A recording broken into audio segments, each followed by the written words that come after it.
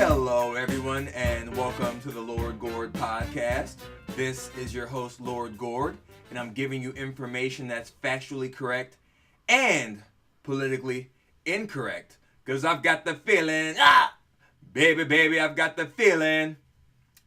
So this week, I'm talking about toxic personalities, the personality traits that show you the red flags of such personalities, and to avoid them in general.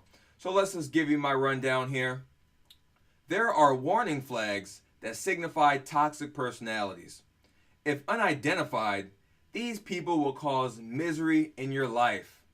They will be anchors, roadblocks, obstacles, hindrances.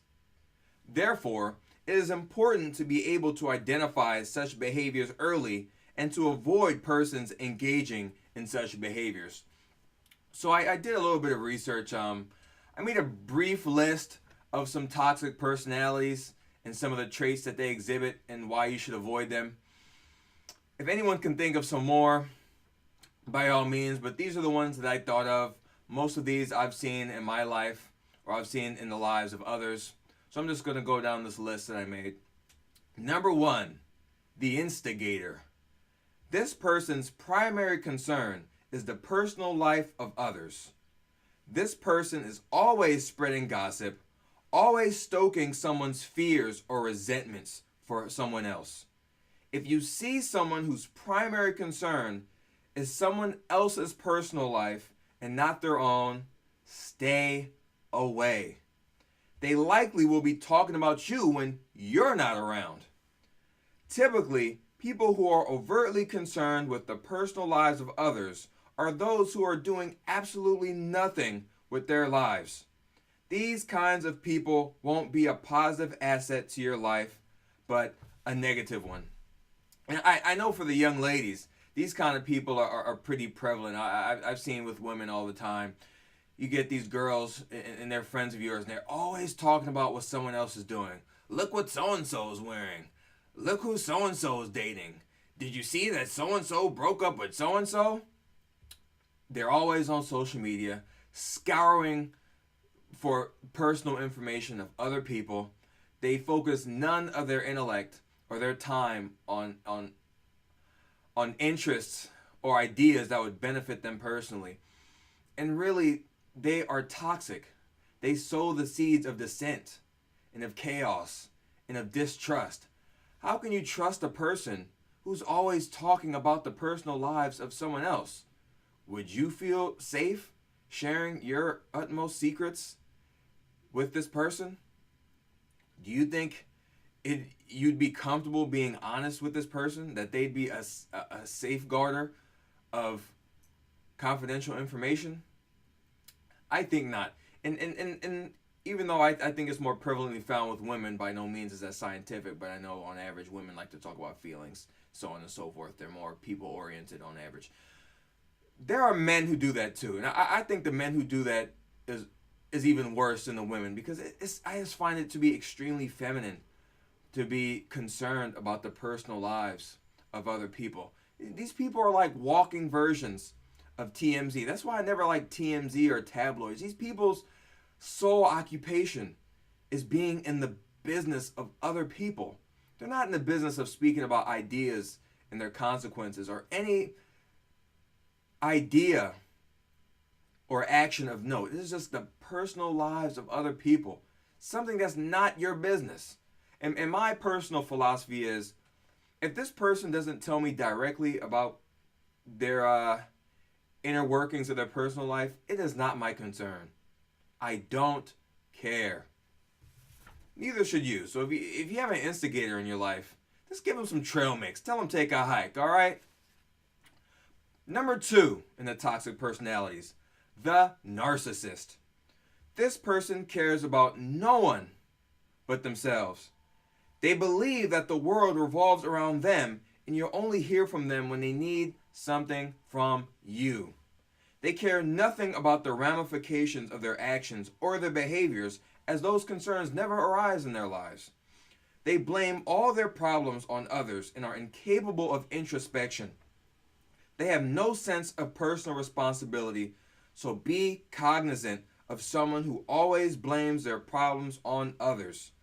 They have an unbelievable sense of entitlement and will use you solely as an instrument of their pleasure. Now, I've dealt with so many people like this in my life, whether it's women who you're only hear from when they want you to listen to them. You know, when they have problems in their life, they'll tell you, but if you have a problem, they'll act like they're busy all the time, and why are you telling me? To guys, for example, when I was forming my band about almost 2 years ago, I was on Craigslist soliciting offers to people, and one guy leaves me a message, and just by the way that he was speaking, I could tell that he had an overinflated ego, that this guy cared really about nothing but himself. So, I meet the guy, and I invite him out to the blues jam that my man Alan holds, and he plays, and he's okay. And he talks to me, he says, okay, if you need me, just let me know, so on and so forth. But I already had the feeling like, no, like this is the kind of guy who's going to try to take over the operation, who's going to think that he's running things even though he put in none of the work or the money. So I was in a position of desperation because I had someone pegged to play guitar, but they dropped out. So I gave the guy the whole rundown. He said, okay. And like a day or two later, he texted me these long paragraphs saying that I'm short, and that he's better than what I'm selling him as, and he's not some pawn or some lackey. I mean, the guy just had an overinflated self-worth. He thought, okay, because he's involved in something, he gets to run it even though he put nothing in it. I'm paying you to do a job for me.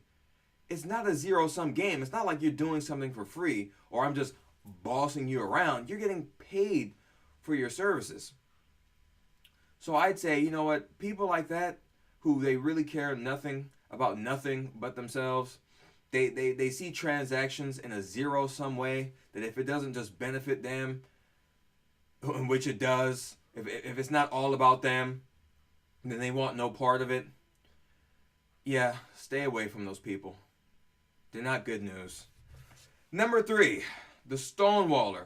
So I'm going to read you a quote from a Psychology Today article entitled, "The 5 Types of People You Need to Get Out of Your Life." So this is in regards to the Stonewaller. Quote, "Stonewalling refers to the act of refusing communication to evade the issue. Many people have heard of a Stonewaller, a person who refuses to engage in conversation or share feelings when important issues come up. This often makes the other person feel insignificant and unworthy of honest communication. The Stonewaller may come off as cold and refuse to admit there is a problem. But refusing to communicate creates negative feelings and barriers that make it difficult to further a successful relationship. Additionally, it can cause you to harbor feelings of resentment and guilt. If you are trying to communicate with a person you know well and he or she refuses to be honest and open up with you, you may want to reconsider why you are in that relationship in the first place. By not responding to your question, the Stonewaller's non-communication makes you frustrated and angry because he or she won't engage in the expected interpersonal discord." Close quote. My goodness. I've dealt with so many Stonewallers in my life, and they're absolutely toxic. How can you resolve a problem with someone who refuses to speak with you? How can you engage in debate with someone who refuses to speak with you? How can you feel comfortable exchanging ideas with someone who refuses to speak with you? How can you move forward in a relationship with someone who refuses to speak with you? So yes, if you notice that someone is stonewalling, whenever there's some kind of conflict between you and this person, they don't tell you that there's a conflict, they just stop talking to you. These people have deficits in their communication skills, and it's not your job to fix every single problem that you and someone else faces. How can you fix a problem when someone else doesn't want to acknowledge that there's a problem? How can you fix a problem with someone when they're not willing to communicate? So what I'd say is, if you have someone like this in your life, I just say, slowly back away from this person. Because I've dealt with stonewallers. I've dealt with men who are like this. I've dealt with women who are like this. And it never ends well. And oftentimes when you have a dispute with this person, you might not even know that you're having a dispute with this person. So the problem only gets worse the longer it takes to discuss the problem. And that's really their fault. Because if I have a problem with someone, for example, I'm going to tell that person that I have a problem. I'm not going to be passive aggressive with it and tell them that nothing's wrong, even though something's wrong, and lie and make it become much worse and metastasize into something much greater than it was. I'm just going to come out in a straightforward manner and say, this is what happened. I don't like this. Let's talk about it and let's move on. But the stonewaller obviously doesn't do that. Give him some trail mix. Tell him to take a hike. Another toxic personality, the relativist. Man, this is probably one of the ones I can't stand the most. Relativists believe that everything is equal. There are no distinctions between behaviors, ideas, cultures, etc. They believe that being non-judgmental is sacrosanct. The great irony is that holding relativism in high regard contradicts their belief that all ideas are equal. A person that refuses to acknowledge distinctions between behaviors and ideas is not rational. This kind of person is dangerous because they suspend all notions of common sense. If you are dealing with an individual who can't think rationally or look at evidence and make conclusions, step away. This person's toxic ideology will only lead you to the abyss. I've met many relativists in my life, and relativists for the most part are usually losers. I mean, we can take a small example. You know, we can talk about, hey, let's go get a hamburger. You want to go get In-N-Out or McDonald's? This person will say, oh man, what's the difference? They're all hamburgers. Or they might be doing something unhealthy like drinking soda, and you can tell them, you know, drinking a lot of soda leads to weight gain and obesity. Oh, I don't care, man. We all die anyway. You can't reason with people like this. You can't reason with people who can't make distinctions between ideas when the evidence is clear that these ideas are different. It's just a waste of time. It really is. And personally, I'm not going to waste my time on someone who just refuses to use common sense and refuses to use the standards of science to determine what is or what isn't true. You can't even discuss ideas with this person, because if they have this whole credence of non-judgmentalism and they think everything's the same, you can never cut into the meat and potatoes of an argument, because if everything's the same, why even argue? Why even formulate an argument if everything's the same? You know, why try to improve your life if everything's the same? Everyone has a certain lot in life, so on and so forth. You know, why improve your health if not being healthy and being healthy are the same, because we're going to die anyway? This is loser talk. This is the talk of someone who does nothing with their life. This is the talk of a nihilist. And this is an ideology that leads to the destruction of society. Just stay away from this person. All right, next one. The BS artist. You know what? My next podcast is really going to be about lying and why I feel like seeking the truth is a paramount value of humanity in general. But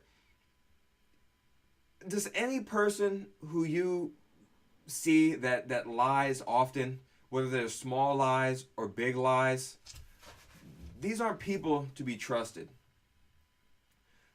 How can you trust this person if they lie to other people and know that they aren't lying to you? I've seen these type of people all throughout my life. They make grandiose claims with no evidence. They say they're going to do something, yet they don't do it. Yeah, it's just a waste of time. It's going to be a waste of energy having someone like this in your life. And they're just going to bring you down. I've been around so many people. Hey, yeah, man, I'm going to do this for you. Yeah, I'm working on this, man. I'm doing so many things. And then when you ask for the evidence, of course, there is no evidence. It's just talk. That's all it is. It's just talk. Next, the miser. Misers are people that love to wallow in self-pity. They always talk about how bad life is, how much of a victim they are, how much they've been wrong. They have no sense of optimism. Misers have low self-esteem and will drain you emotionally. They are clingy and constantly seek approval. Your job isn't to boost the self-esteem of others. I've dealt with women like this who say, "Yeah, I'm so ugly." They're just fishing for compliments. They say, "Oh, you're gonna leave me for someone else. Oh man, my life sucks. Everything is against me. Oh, blah blah blah blah blah." I mean, this person's just gonna bring you down. They're not adding anything to your life. They're subtracting from your life. And I've noticed in life, it's a lot easier to bring someone down than to push someone up. So when you have this miser who's always complaining, they always have an excuse, they never have anything good to say, kind of like Eeyore from Winnie the Pooh, it's just get him out. Next one, the Flake. This person is never on time, is a horrible communicator, and doesn't contact you when they aren't showing up. Don't put up with excuses. If a person cancels on you and doesn't offer another date in the future, get them out of your life. They are extremely irresponsible and indecisive. Yes, I've noticed something with a lot of flakes. A lot of them, they aren't very self-motivated. Their lives are completely in disarray. They have no respect for the time of others. I've dealt with so many flakes in my life. I've dealt with musicians who were supposed to come to a session or a video shoot. They didn't show up. They never said why they didn't show up. I've had girls who do the same thing. They're supposed to show up somewhere. They don't. I'm meeting with someone for an interview. They never show up for the interview. Don't make excuses for people. If they can't respect your time, then there's no reason to respect them. If you always have to be the one who seeks them out and they're never seeking you out, give them the boot. It's not worth your time. These people aren't adding anything to your life. They're not doing anything for you. That's pathological altruism. When you're always trying to do something for someone else who does nothing for you. So flakes, get them out. So now I'm going to talk about, this is for the fellas, I'm going to talk about some toxic personalities when it comes to the young ladies here in the dating game. I'm going to be reading from A Man's Guide to Woman here. I referenced this in last week's podcast. So I'm just going to talk about some of the pathologies of young ladies and pathologies that you should avoid. So I'm going to go through this. Number 1, the damsel in distress. Quote, does she present herself as a victim? Does she endlessly talk about the negative relationships in her life? Friends who have betrayed her? Past boyfriends who have cheated on her or let her down in some way? Does she tend to divide people into 2 categories, the good and the bad? Be careful. You may at first be the one true good guy or the rescuer, but eventually you will probably join the list of bad guys. Does she dwell on her physical ailments, personal traumas, or family woes? Now, in the course of dating and getting to know each other, you will share personal histories, and most personal histories do include some painful things. But the question is, does she derive her humanity from her trauma? Does she seem to relish the role of being a victim? Or does she talk about what she's learned from past mistakes, heartaches, or traumas? There's a big difference between the two. If she feels that everyone in her life has let her down, you could be the next name on that list. And the damsel in distress, I equate this to the ideology of the left. I call them purveyors of the damsel in distress mentality, where all they say to people is, you're weak, you're feckless, everything is someone else's fault, you can do nothing for yourself, and the only way out of your bad position is if we rescue you from the castle. It doesn't matter if you didn't pay attention in school, you didn't equip yourself with skills that people are willing to pay for, and you had babies out of wedlock that you can't afford. No, that's not the reason that you're not successful. You're not successful because some invisible force is holding you down. The power structure is unfair, so on and so forth. It's not your fault that you didn't learn the language of the country. It's not your fault that you didn't assimilate to the behaviors and the values of successful people in the country. It's not your fault that you had a bunch of kids that you can't afford. No. It's the fault of society. That's why you're in the position that you're in. It has nothing to do with your own behavior. It's because of someone else. And we are the only people who can help you. That's just like these damsel in distress broads. These are also these SJW type broads. You know, they feel that everything in their life is the fault of someone else. Like I said earlier, they're incredibly narcissistic. They can't see anything past their nose that doesn't revolve around them. Okay? Everyone is against them. Nothing is their fault. They are perfect.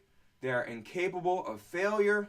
And anything bad that comes to them is due to the malevolence of other human beings, not their own action.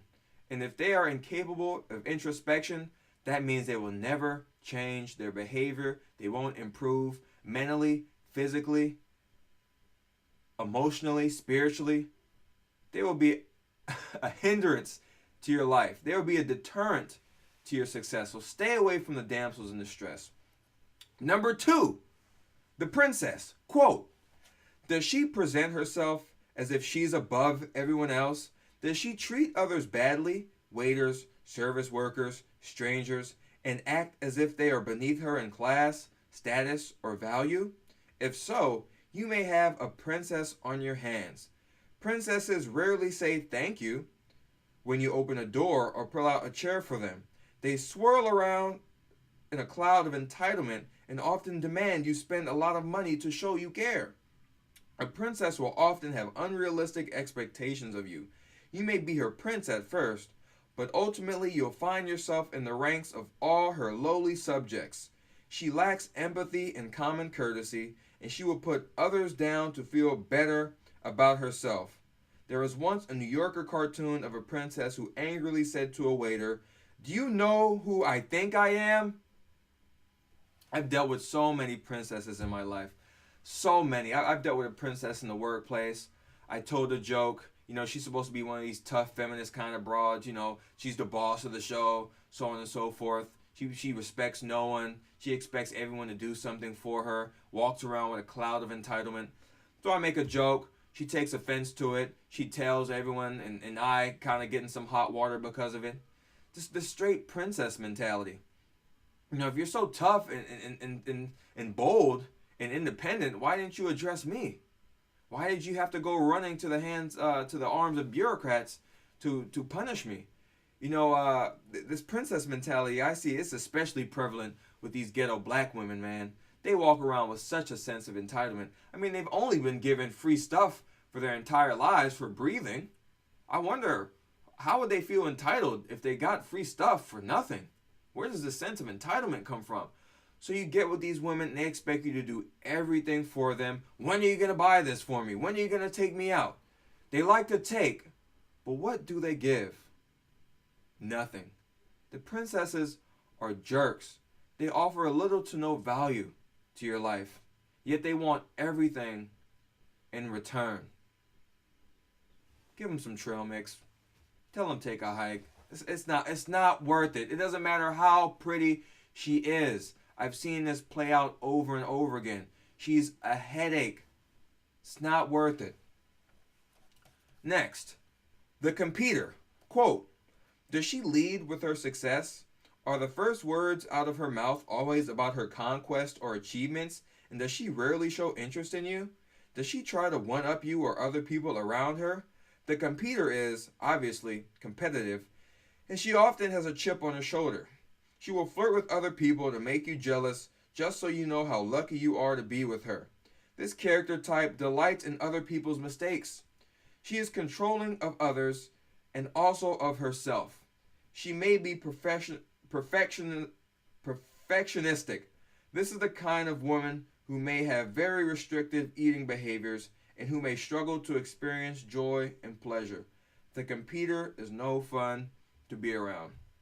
Yeah, I mean, case in point, this woman is always trying to one-up someone.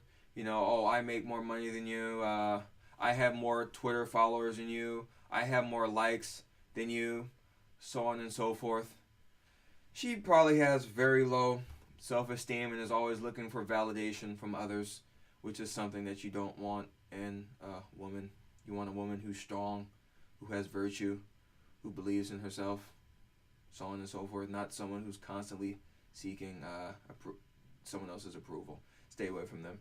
Last one, the drama queen. Quote, "Do drama and chaos seem to follow her around?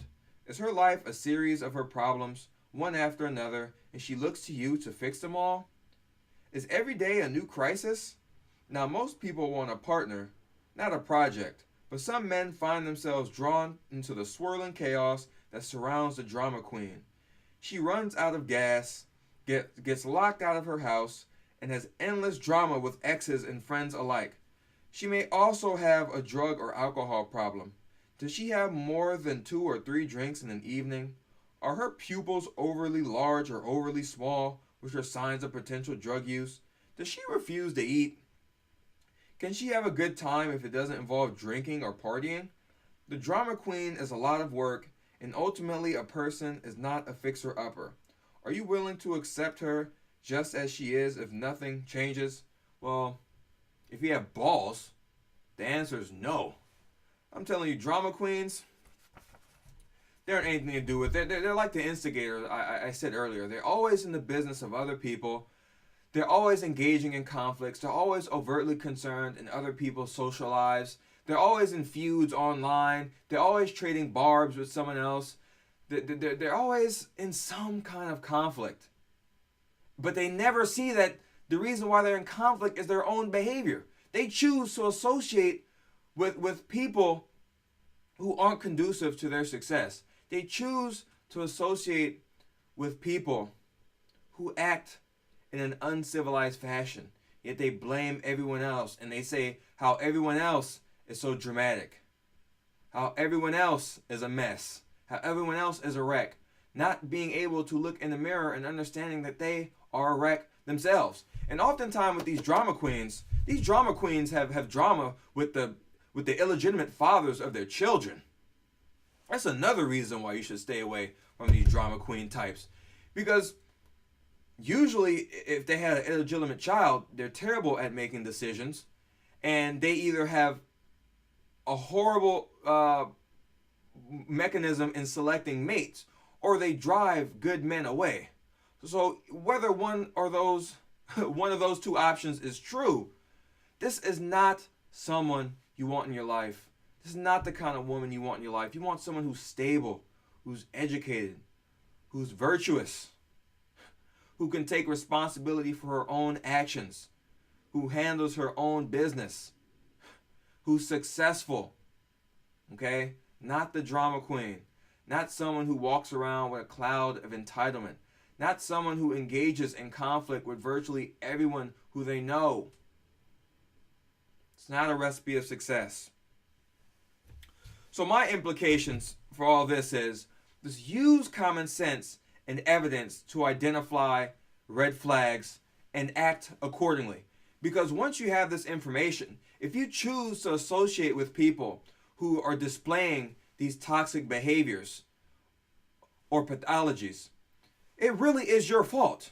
So if you go complaining to one of your friends about your girlfriend or your friend who's a flake, who never shows up, who lies all the time, who only cares about themselves, so on and so forth, once you know that that person is like that and you continue to associate with that person, that is your fault as much as that is their fault, because you can walk away. You are not a helpless agent. Fix your life and associate with people who fix their lives, who contribute something positive to your life. Okay? Do not go by what people say. Go by what they do. Okay? I equate words and actions to money in the goods and services. Words are like the paper money, and the actions are the goods and services that back up that money. So if someone's talking a lot, but their actions don't back it up, that's inflation. Their words mean nothing anymore because their words don't correlate with their actions.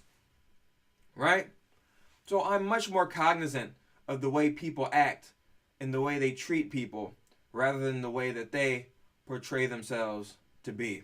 So my last parting advice would be, look at their actions, look at the way they treat other people, and that's how you'll get a pretty good profile of this person, or any person in particular. And if you see any of these toxic personality traits, stay away.